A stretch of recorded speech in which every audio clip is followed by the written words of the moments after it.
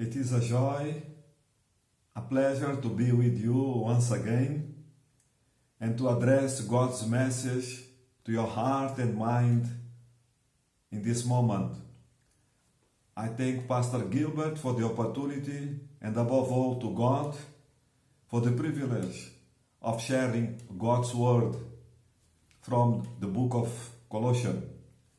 As you all know, the Christian journey has been the theme in the past weeks, and today we will continue to think in this topic, and today the theme is growing stronger along the journey. Going stronger along the journey. Based in Colossians chapter 2, 6 to 23, the text that was just read. As you all know, Colossians is the third letter that Paul wrote from his prison in Rome in the year 60 AD. The church at Colossians was encircled by false teaching and false teacher. According to them, Christian faith was incomplete. This was the position of the philosophy of Gnosticism.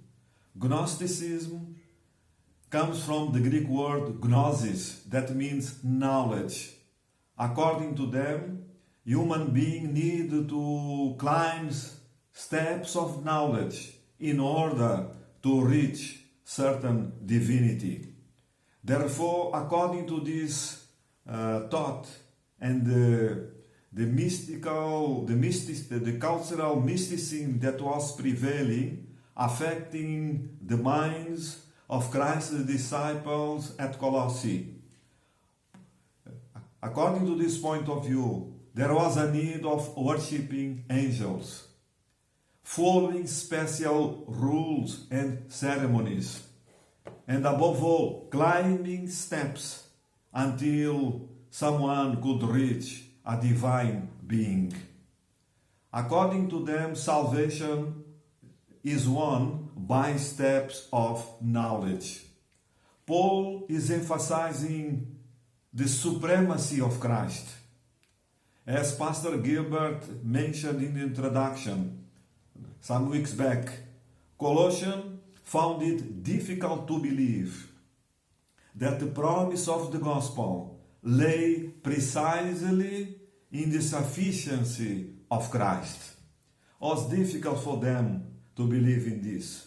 And Paul, addressing this issue, this deceptive philosophy that was prevailing at that time, Paul mentioned three things. In this text that we have just read, there are three sections. In the first section, verse 6 to 7, Paul starts with a word of encouragement, a word of perseverance.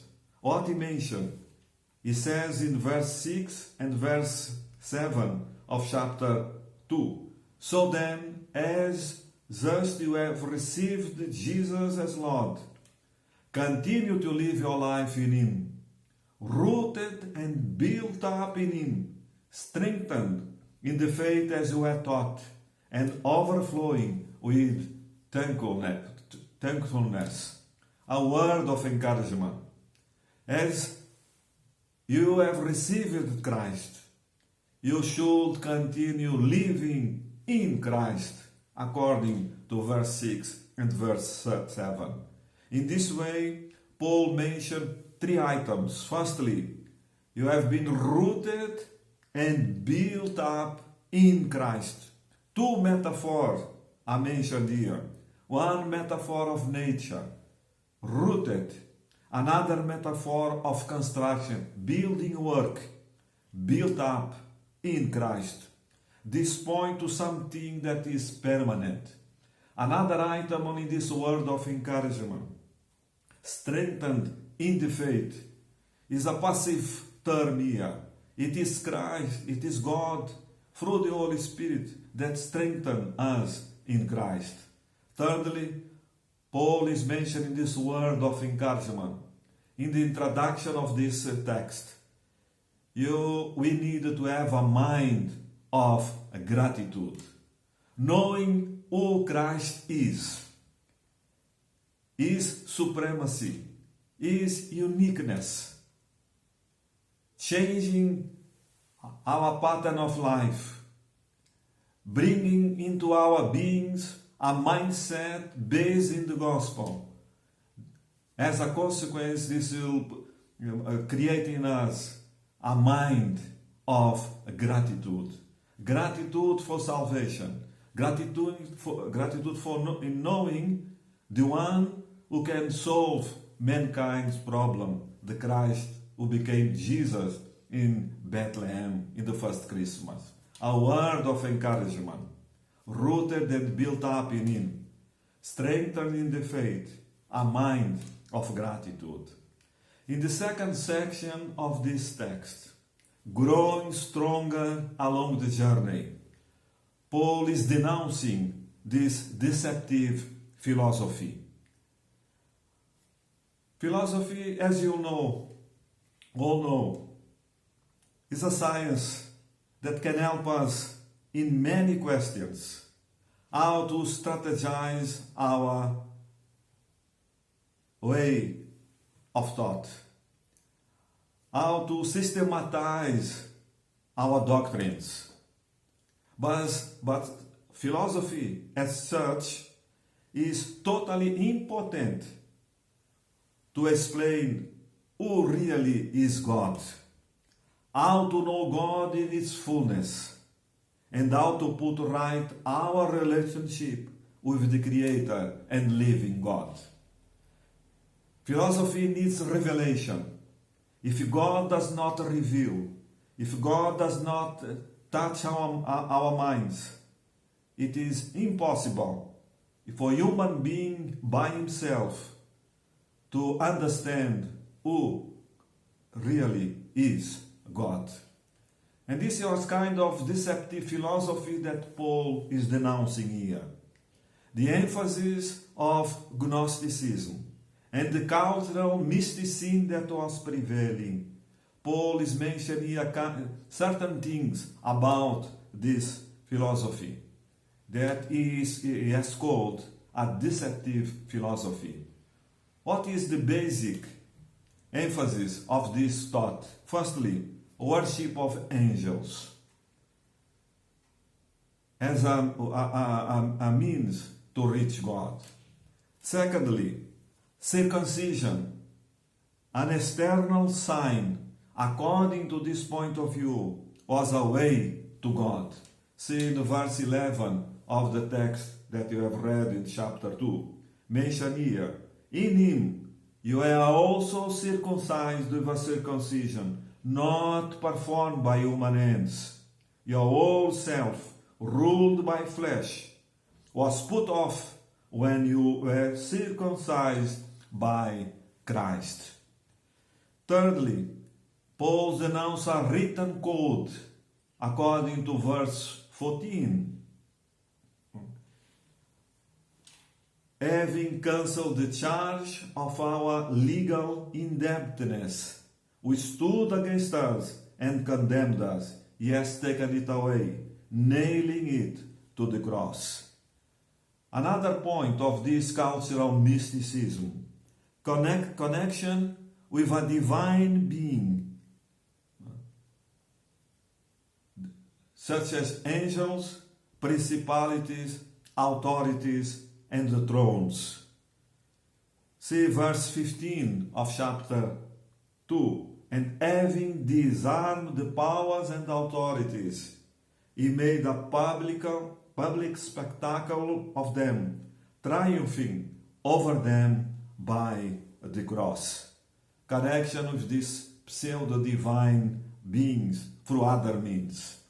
Cultural rule and mysticism is another emphasis of this philosophical thought. In verse 16 of chapter 2, therefore, do not let anyone judge you by what you eat, you drink, or with regard to a religious festival, a new moon celebration, or a Sabbath day. The worship of spiritual forces, submission to rites such as new moon and Sabbath day, and observation of rules concerning what to eat and drink. Paul is denouncing this as an essence and a way to reach God. Another thought of this philosophy, a mystical spirituality, verse 21 until verse 23, characterized by legalism, tradition, appearance of wisdom, external humility, asceticism, as a way to solve our sexual temptation. Paul is denouncing this mystical spirituality in last part of verse 21, when he says, do not handle, do not taste, do not touch. These rules, which have to do with things that are all destined to perish with use, are based on merely human commands and teaching. What Paul is saying here, in pointing out these main points of this kind of philosophy that was prevailing, it was a thought based on human tradition and religion. A man-made way to connect with the living God, so as to sort out the deep emptiness of human heart and of human beings. Christ's work in the cross, according to this mentality, was not all sufficient and was not final. Something else was needed in order to help human beings to reach the fullness of God. Thirdly, in the third section, and lastly, Paul is giving a biblical response. What does he point out? Paul is emphasizing the supremacy of Christ, the prominence of Christ. And he mentioned here 5 items as Christ being the supreme ruler, the sovereign one who can solve mankind's problem and lead each one of us and mankind to the fullness of God. Firstly, Christ is the fullness of God in human form. See verse 9, the first part of chapter 2, when Paul said the following words, for in Christ all the fullness of the deity lives in bodily form. The fullness of God can be found only in the person, in the uniqueness of Christ, who became Jesus.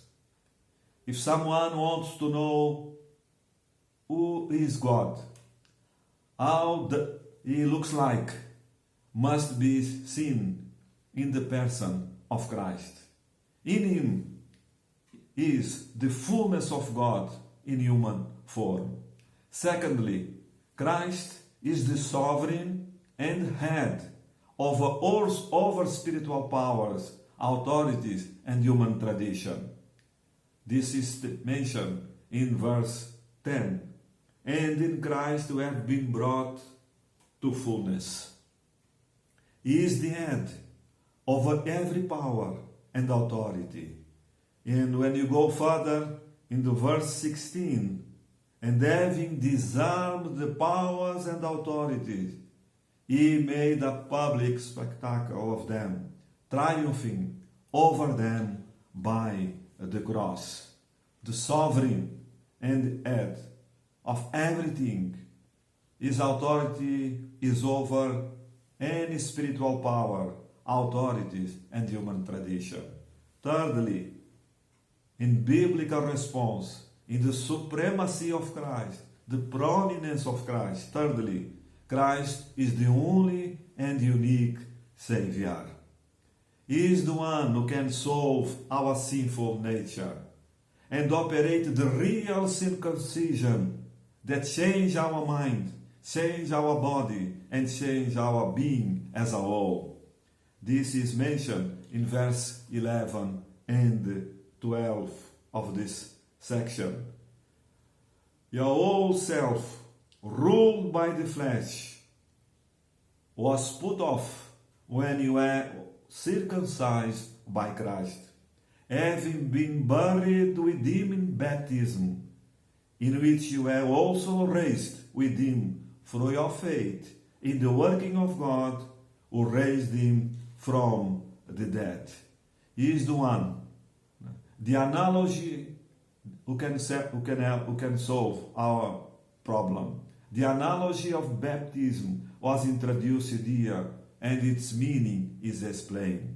Buried with him in our sinful nature. Coming out of the water as a sign of resurrection. Living according to the God's pattern of life.